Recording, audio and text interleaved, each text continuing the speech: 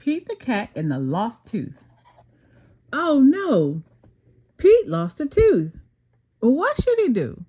Pete shows the tooth to his mom. Put the tooth under your pillow, she says. The tooth fairy will come and give you money for it. Pete thinks under the pillow is a strange place for a tooth. But his mom is usually right, and it will be pretty cool to meet the tooth fairy. Pete puts the tooth under his pillow. Then he closes his eyes and pretends to sleep. Suddenly, he hears a jingling noise. Pete opens his eyes. The tooth fairy is at his window. The tooth fairy flies into Pete's room. She looks worried. What's wrong? Pete asks. It's a very busy night, the tooth fairy explains. I don't know how I'm going to collect all these teeth that fell out today. Pete jumps up. I can help, he says. The tooth fairy thinks that it's an awesome idea. With a flick of her wand, she gives Pete magic wings. Now he can fly just like her. Pete loves his new wings. He zips around his room and does loop-de-loops in the air. Groovy, he shouts. Finally, Pete settles down. So he says, what do I have to do? The tooth fairy gives Pete a list of names. You need to visit each of these cool kids to get their teeth. The tooth fairy gives Pete 2 bags. One is full of teeth and one is full of coins. Take the tooth and put it in this bag, she says. Then leave a coin from this bag under the pillow. Pete looks at the bag of teeth. It already looks full. How will I fit any more teeth in here, he asks. The tooth fairy smiles. Oh, I wouldn't worry about that. Being a tooth fairy comes with a certain kind of magic. Far out, Pete says. He is ready to go.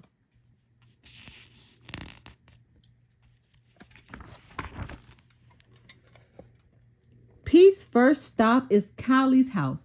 He flies through the window and straight to her bed. Pete lifts up Callie's pillow. He takes her tooth and leaves behind a coin. Next up is Alligator's house. Pete finds Alligator's tooth. It is big and sharp. He pulls it out from under the pillow and puts a coin in its place. Then Pete sneezes back out the window. Pete smiles to himself. This job is easy. Pete's last stop is Gus. He flies inside and reaches under Gus's pillow. Uh-oh, there is no tooth. Rock and roll forever. Pete looks next to Gus's drums. He looks next to Gus's drawers. He looks next to Gus's he checks everywhere. The tooth is nowhere to be found. Does Pete panic? Nope. He just keeps looking for the tooth. Just then, Gus wakes up. Gus? Pete cries. I have been looking everywhere for your lost tooth. Where is it? My tooth? Gus asks. Pete nods. I'm supposed to get it for the tooth fairy. But Pete, Gus says, platypuses do not have teeth. Gus opens his mouth and shows Pete. See?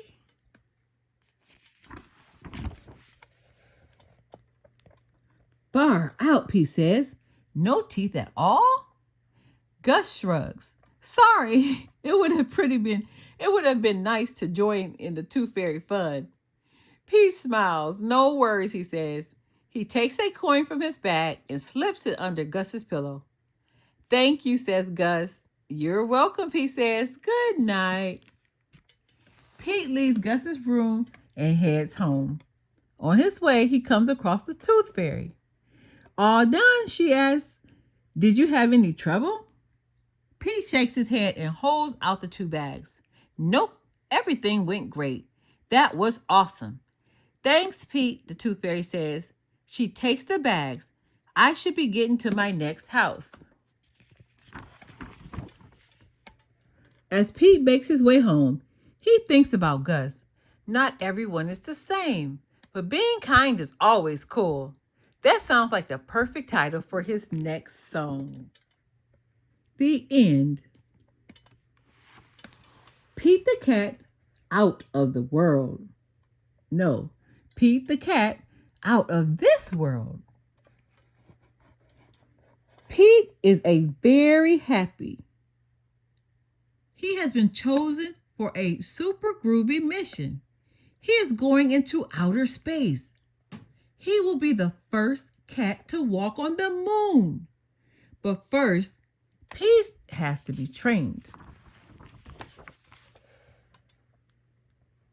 Pete goes in the zero gravity chamber. He spins and spins and spins. He learns how to drive a rover. Pete practices picking up small rocks. Pete goes to mission control. He learns how the astronauts speak to the crew on Earth. He learns how the rockets get into space. He learns how it lands. Finally, Pete is ready. Pete and the other astronauts climb into the space capsule. They buckle in and prepare for the flight. 5, 4, 3, 2, 1. Lift off! The ship shakes and rattles. A loud sound fills the cabin. Pete looks out the window. They are speeding through outer space. Super cool. The ship blasts past the satellite. A comet streaks by the window. The Earth grows smaller as the astronauts make their way to the moon. The trip to the moon takes a long time. Pete brings out his guitar. He plays a groovy interstellar song for the other astronauts. The astronauts float around the cabin to the beat of Pete's song. Mission Control listens in. Cool beat, Pete, they say.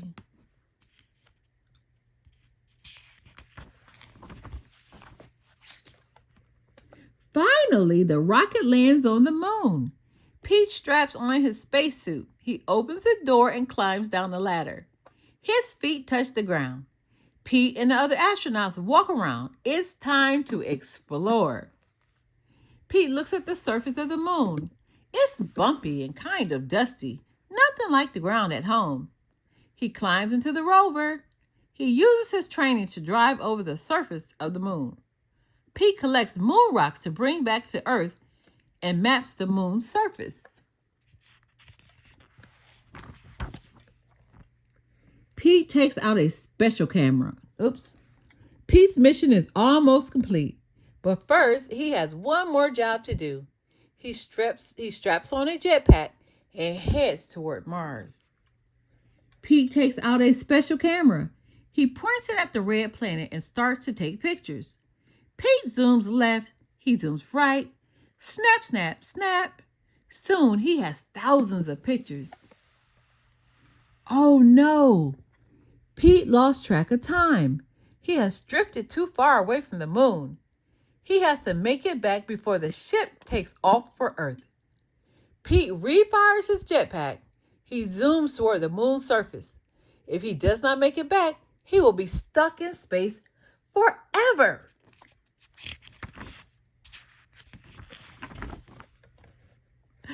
Whew. Pete makes it back just in time. The other astronauts are already in the ship. Pete climbs aboard and straps himself in. The ship shakes and rattles as it takes off. Pete looks out the window.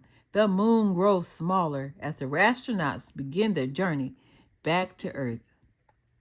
Finally, the ship reaches the Earth's atmosphere. It touches down and taxis to a stop. Mission Control cheers.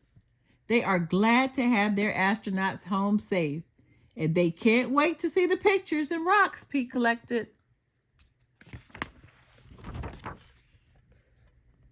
Pete's trip to outer space was out of this world. He's psyched to have his feet back on solid ground, but he hopes he gets to go up soon again. Mars seems like a groovy place to explore next. Rocket on, Pete. The end. Pete the cat goes camping. Pete is going camping with his family. This is his first camping trip. He cannot wait. Camping sounds groovy. Pete and his brother Bob pack the car. They bring food, flashlights, fishing poles, and tents. Don't forget the sleeping bag, says Dad. He hands them to Pete. It is a long drive to the campsite. Finally, they arrive. Pete's mom and dad set up the tents. Pete and Bob go deep into the woods. They collect sticks to make a campfire. Pete and Bob decide to go for a hike. Bob shows Pete the footprints of all the animals who live in the forest. They see bear tracks and deer tracks. One set of tracks looks like it belongs to a raccoon. Just then, a bunny hops past. He leaves another set of tracks in the dirt.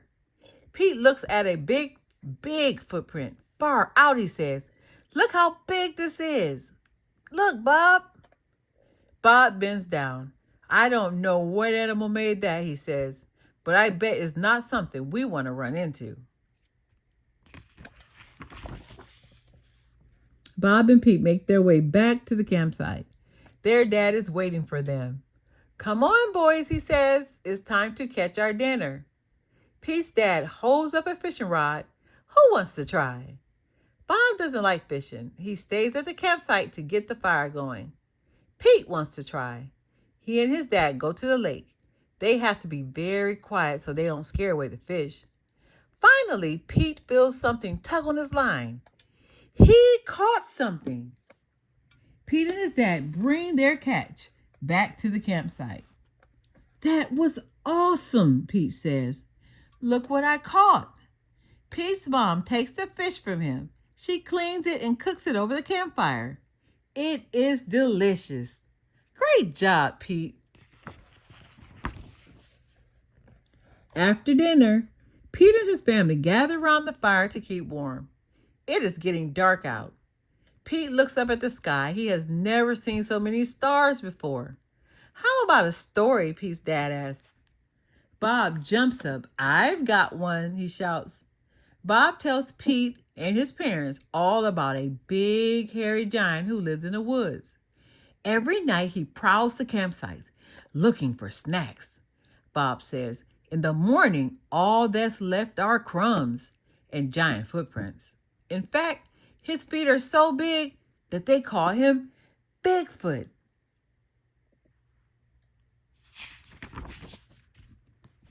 Groovy story, Bob, Pete's mom said. And speaking of snacks, who wants a s'more? Pete's dad gives everyone a stick to toast marshmallows on. Pete's mom hands out the graham crackers and the chocolate.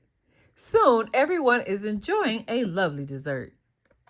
Pete can't stop thinking about Bob's story. What if Bigfoot is real?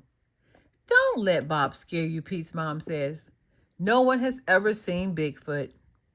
But if he is real, Pete's dad adds, giving Pete another marshmallow, I bet he's friendly. And I bet he likes s'mores. That gives Pete an idea. He decides to make a s'more for Bigfoot. That way, if he does come, he'll have a tasty snack. Soon it is time for bed. Pete's dad puts out the fire and Pete and Bob head to their tent. Pete snuggles into his warm sleeping bag. It's warm and cozy, but he can't sleep. The wood seems very dark, extra dark, and all the forest sounds seem extra loud.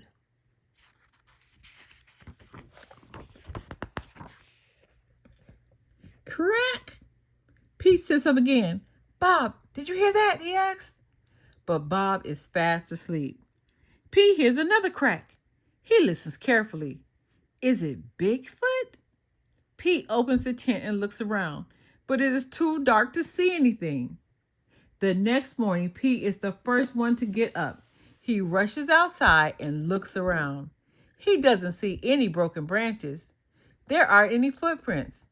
Then Pete sees the table. The s'mores he left for Bigfoot is gone. In its place is a note. It says, "Thanks for the treat.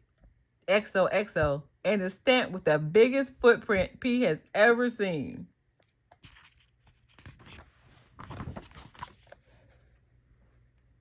Pete shows the note to his family.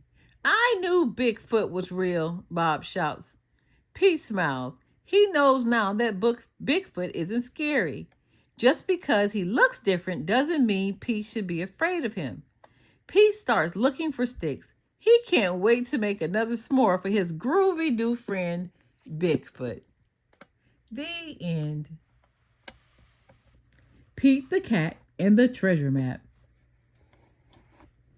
Pete and Callie are having a sleepover. "Hey, Dad," Pete says, "how about a groovy bedtime story?" It all began on a ship, a pirate ship. Captain Pete and his first mate Callie were on the trail of the treasure of the secret island.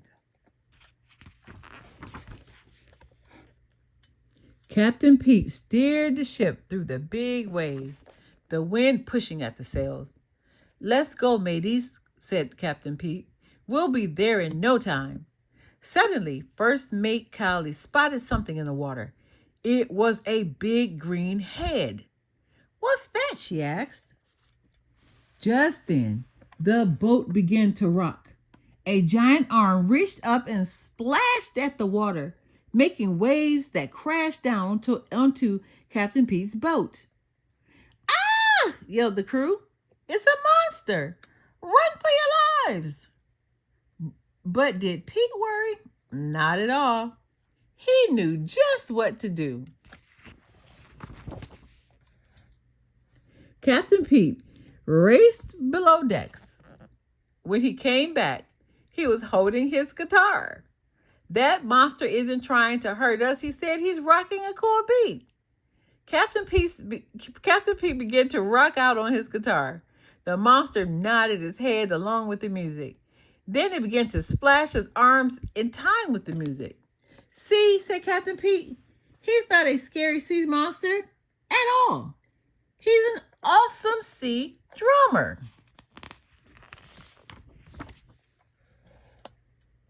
"Oh no," First Mate Callie shouted as it started to rain.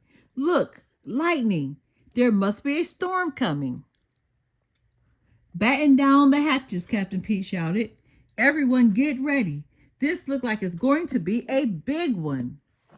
The boat began to rock back and forth. The wind picked up and the waves grew taller and taller. Soon, Captain Pete's boat was on top of the waves. "Whoa," said Captain Pete, as a wave almost knocked over the boat. "This is not a groovy storm."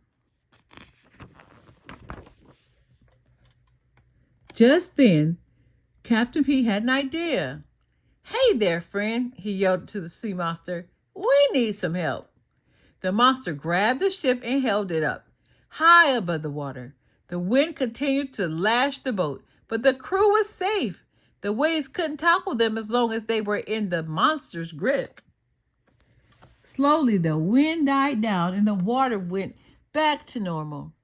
"Hip, hip, hooray! Hip, hip, hooray!" shouted the crew as the monster set them back in the water. "Let's hear for our new pal." "Thanks, friends," said Captain Pete.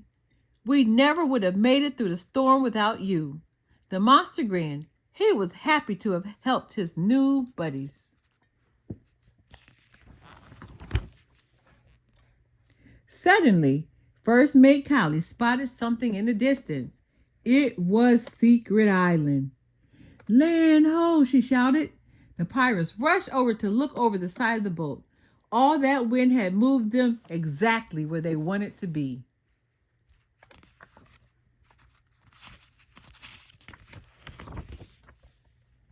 On the beach, Captain Pete found his new friend, Grumpy Toad. He was surrounded by a glittering pile of treasure. "Ahoy, mateys," called Grumpy Toad. "I see you found my treasure map. I wanted to keep all the treasure for myself, but it's no fun if there's no one to share it with. Come join me. There's plenty to go around." The crew jumped off the boat and ran to the land. Thanks, Grumpy Toad, they shouted. But Captain Pete wasn't happy. He was glad to have found the treasure, but something was missing. This was a celebration, and that meant music. The pirates loaded up all the treasure into their ship. Then Captain Pete got out his guitar again. Hey, Captain Pete shouted, where's our drummer? The sea monster popped his head out the water and began splashing to a beat. Rock on, said Captain Pete, matching the monster's face. What a cool song. The crew agreed. Soon they were all dancing to the music. Captain Pete and his crew set sail for home. Dad finished. Their adventure was over, and so is your bedtime story. Time for bed. Pete smiled to himself as he drifted off to sleep. A pirate's life for me. That's an adventure. What an adventure that would be. The end. Pete the Cat in the Tiptoe Treehouse. Pete the Cat has been busy. He has been building a treehouse. Now it is finally done, but a treehouse isn't any fun without friends to play with. Pete calls his friends. Come over, he tells them. I built a groovy treehouse for us to share. Cool, Collie says when she sees the treehouse. Let's play. Collie climbs the ladder and goes inside. Swinging, says Marty as he jumps down from a branch and into the house. Grumpy Toad and Emma join their friends inside. Last but not least, Pete climbs the ladder. But when he gets to the top, there's nowhere to go. The treehouse is too small. He can't fit inside. No worries, says Pete. It's okay, I can fix it. Pete gets out his hammer. He finds some more wood. Soon he is busy making the treehouse even bigger. This balcony is just what we need, he tells his friends. We'll be ready to play in no time. Collie sticks her head out the door and calls to Pete. Do you want some help? Sure, says Pete. Collie carries some more wood up to Pete. Marty swings him to the roof. Neat balcony, he says. But how about a tower? Pete loves that idea. Together, he and his friends add a tall tower to the treehouse. This is such a great treehouse, Marty says. Let's have a party so we can really enjoy it. A party, asked Pete? But what will everyone do? Emma climbs into the balcony. I can't help with that, she says. Emma shows Pete a blueprint for the treehouse. While Pete was building the tower with Collie and Marty, Emma was busy figuring out what else they could add. Look at that, says Pete. You really thought of everything. This looked like the most far out treehouse ever.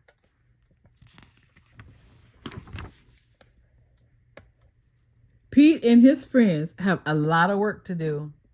They gather up all their tools and they get started. Marty saws more wood. Pete drills while Collie hammers. Even Grumpy Toad helps. He carries wood up and down and tightens up all the screws that he sees. Meanwhile, Emma keeps an eye on the plans. She makes sure everything is built according to her drawings. The first room the friends finish is an arcade.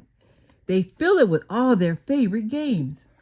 Oh, watch this, Marty shouts as he plays Big Banana. I'm going to get the high score. But Pete is not ready to play.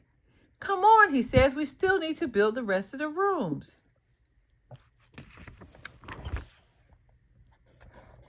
Pete and his friends get back to work. They build a bowling alley with 20 lanes. They build a wave pool for surfing indoors, rock climbing. They built a movie theater and a skate park and an ice ring. Wow, Pete says. Now we're done. There are so many fun things to do. I don't know where to start.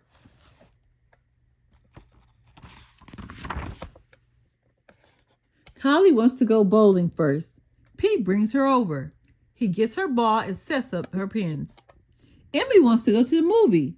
Pete helps her find a seat and brings her some popcorn. Grumpy Toad wants to try out the skate park. Pete helps him find a skateboard that is just the right size. Marty wants to go surfing.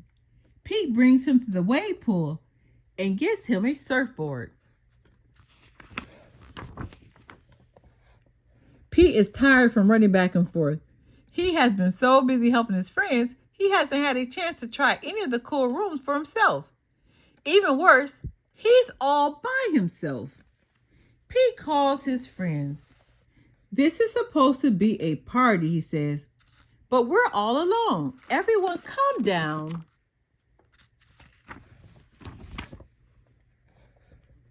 Everyone climbs down. This treehouse is amazing, says Callie, but it's lonely playing by myself. I'm glad we built it, says Pete, but for now, maybe we can stick to the jungle gym right here on the ground. Pete's friends agree. Building this treehouse was fun, but being together is even more fun. The end.